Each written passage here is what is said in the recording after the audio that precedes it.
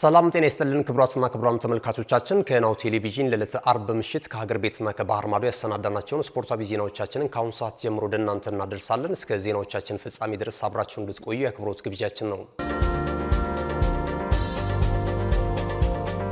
ወደ ቀዳሚው የሀገር ቤት ስፖርታዊ ዜናችን ስናልፍ የኢትዮጵያ ሴቶች ፕሪሚየር ሊግን ቀዳሚ እናደርጋለን። የኢትዮጵያ ንግድ ባንክ እግር ኳስ ክለብን ቀዳሚ ስፍራ ላይ ያስቀመጠው የኢትዮጵያ ሴቶች ፕሪሚየር ሊግ የ2017 ዓ.ም የውድድር ዘመን የ18ኛ ሳምንት መርሃ ግብር ጨዋታዎች በዛሬው ዕለት ጅማሯቸውን አድርጓል።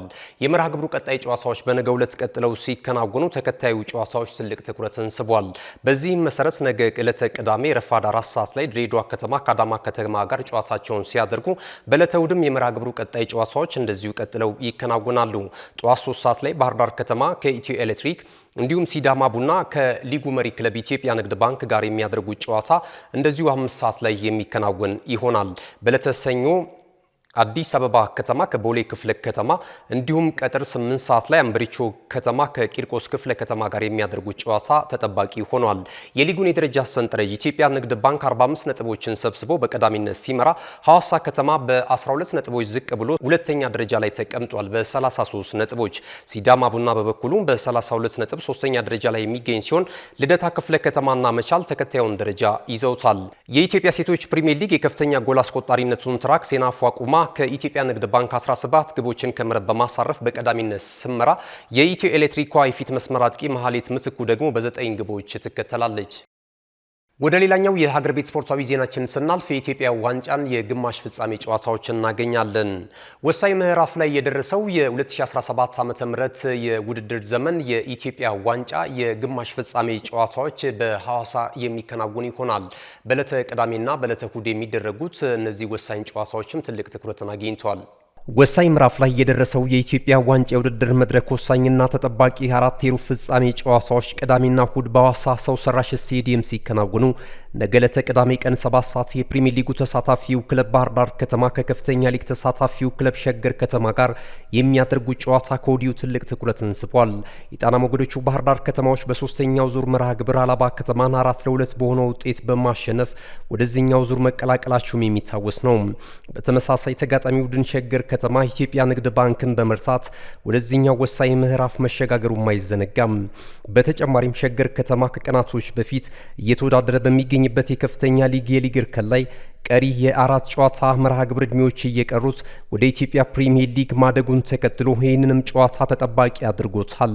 ይህንንም ተከትሎ የሁለቱ ቡድኖች ጨዋታ ከፍተኛ ፉክክር ሊያስመለክት እንደሚችል ከወዲሁ ተገምቷል። ሲዳማ ቡና ከሀዲያ ሆሳዕና፣ መቻል ከኢትዮጵያ መድንና እንዲሁም ወላይታ ዲቻ ከሐዋሳ ከተማ ጋር ሌሎች የሩብ ፍጻሜ ጨዋታዎች ናቸው።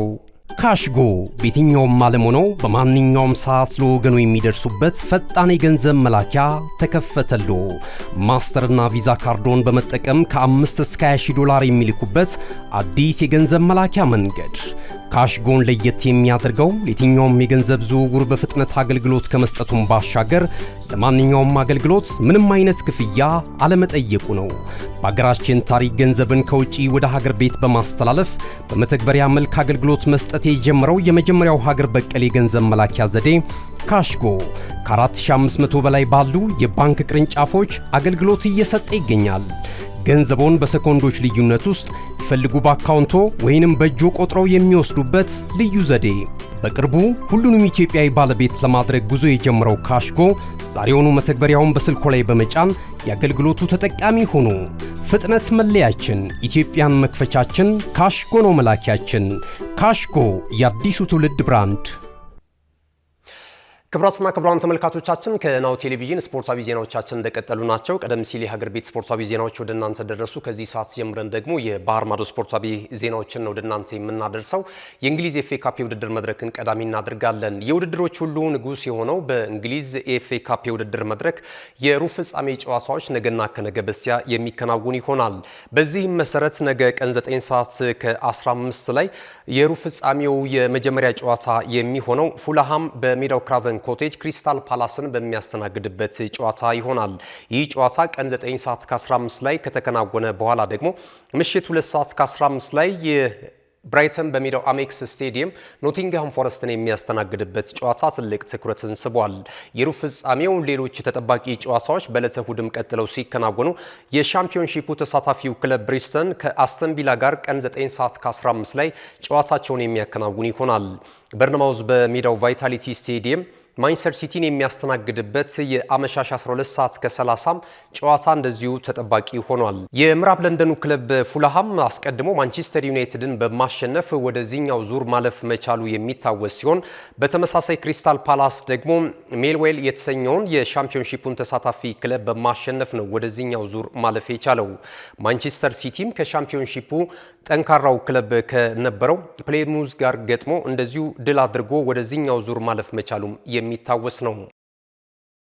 ከሀገራት ጨዋታ መልስ በትላንትናው ዕለት በተስተካካይ የ27ኛ ሳምንት መርሃ ግብር ወደ ውድድር የተመለሰው የስፓኒሽ ላሊጋ ጨዋታ በነገው ዕለትም እንደዚሁ ቀጥሎ የሚከናወን ይሆናል።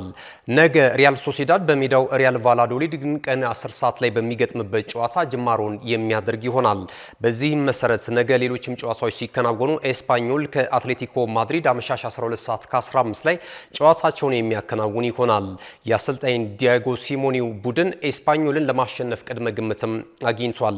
አላቬዝ ከራዮ ቫልካኖ ምሽት 2 ሰዓት ከ30 ላይ ጨዋታቸውን ሲያደርጉ የሊጉን የደረጃ ሰንጠረዥ በሁለተኝነት ደረጃ እየተከተለ የሚገኘው ሪያል ማድሪድ በሜዳው ሳንቲያጎ በርናቦ ሌጋኔዝን ምሽት 5 ሰዓት ላይ በነገው ዕለት የሚገጥም ይሆናል።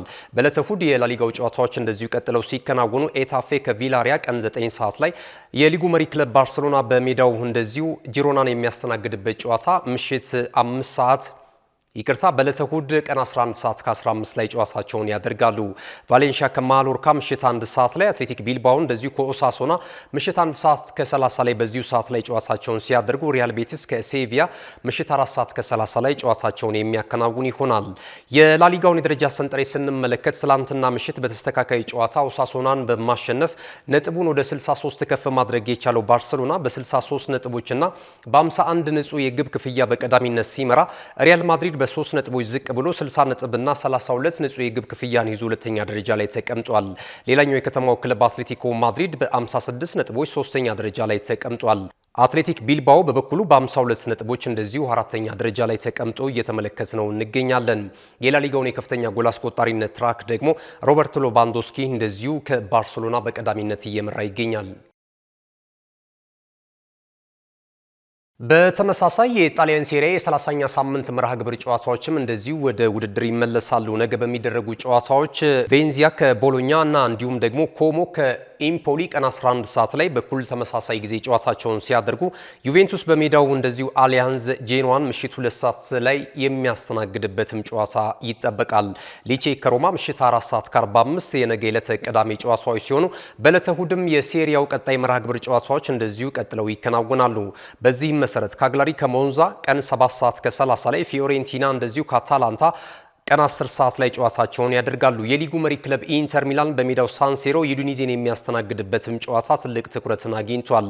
በዚህ ጨዋታ ላይ ኢንተር ሚላን ድል አድርጎ መሪነቱን ለማስቀጠልም ቅድመ ግምትን እንደዚሁ አግኝቷል።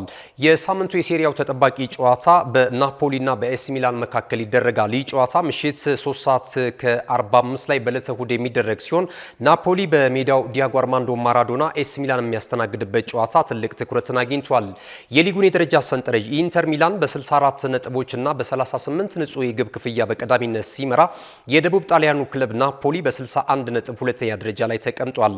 አታላንታ፣ ቦሎኛ፣ ዩቬንቱስ፣ ላዚዮ፣ ሮማ፣ ፊዮሬንቲና እና ኤሲ ሚላን ደግሞ ተከታዩን ደረጃ ይዘውታል። የጀርመን ቡንደስሊጋ ጨዋታዎችን እንመልከት። ከዛሬ ጀምሮ የሚከናወኑ ይሆናል። ዛሬ ምሽት 4 ሰዓት ከ30 ላይ ሁለተኛ ደረጃ ላይ የሚገኘው ባየር ሊቨርኩሰን እንደዚሁ በሜዳው ቡኸምን የሚያስተናግድ ይሆናል። በነገው ዕለት ባየር ሙኒክ የሊጉ መሪ ክለብ እንደሚሆን ይታወቃል። ባየር ሊቨርኩሰን ሴንት ፖዮሊን ቀን 11 ሰዓት ላይ እንደዚሁ በሜዳው ሲያስተናግድ፣ ሌሎችም ጨዋታዎች በዚሁ ሰዓት ይደረጋሉ። ቦሩሺያ ሞንቼ ግላድባክ ከአርቢ ላይፕዚግ እንደዚሁም ኦልቭስበርግ ከኤዲኔም እና ኦፈንሄም ከኦግስበርግ የሚያደርጉት ጨዋታ ትልቅ ትኩረትን አግኝቷል። እነዚህ ጨዋታዎች በኩል ተመሳሳይ ጊዜ ቀን 11 ሰዓት ከ30 ላይ ሲደረጉ፣ አይንትራ ፍራንክፈርት በሜዳው እንደዚሁ ስቱትጋርትን የሚያስተናግድበት ጨዋታ ምሽት 2 ሰዓት ከ30 ላይ ይደረጋል። በዕለተ እሁድ ፍሬቡርግ ከዩኒየን በርሊን እንዲሁም ደግሞ ቦሩሺያ ዶርትሙንድ በሜዳው ሲግናል ኢዱና ፓርክ ስቴዲየም ሜንዝን አመሻሽ 12 ሰዓት ከ30 ጀምሮ የሚያስተናግድ ይሆናል። የቡንደስሊጋውን የደረጃ ሰንጠረዥ ባየር ሙኒክ በ62 ነጥቦች በቀዳሚነት ሲመራ ባየር ሊቨርኩሰን በ56 ነጥቦች ይከተላል። ክቡራትና ክቡራን ተመልካቾቻችን ከናሁ ቴሌቪዥን ለዕለተ አርብ ምሽት መጋቢት 19 2017 ዓ.ም በእኔና በባልደረቦች የተሰናዱት ስፖርታዊ ዜናዎቻችን ይህንን ይመስሉ ነበር።